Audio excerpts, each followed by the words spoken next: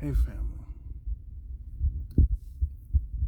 I had been debating about doing this video, partly because I don't like talking about myself. But some people had asked me why I'd stop posting on the YouTube or on Facebook about just period. So, recap. February 21st, day like no other, I got up, went to church. I left church, I went home, I took my after church nap. Got up from my nap and I talked to my aunt. Didn't feel my best. I talked to my sister cousin, because that's what we call each other.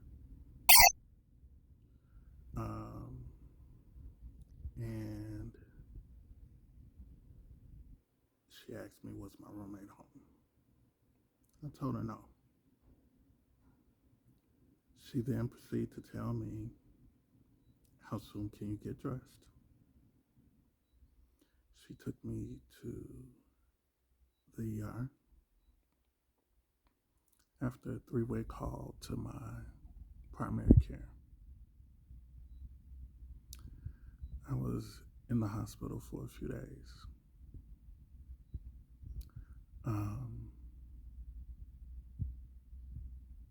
While walking to the hospital, my heart began to beat really fast out of my chest. My leg was numb and started giving me problems. They said my speech was slurred and I was stuttering more than normal. In fact, they thought I was having a stroke at under 40. Thankfully, I went in the hospital, and after 3 days, they didn't see anything, which I'm grateful for.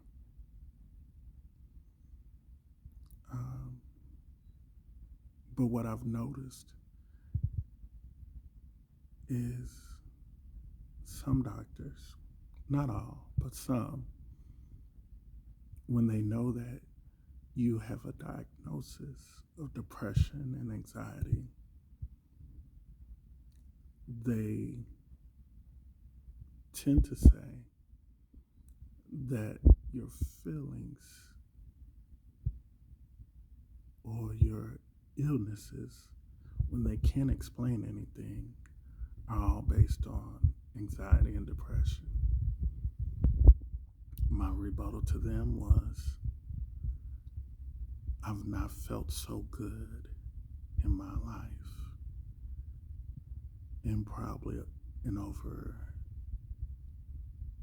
10, 11 years.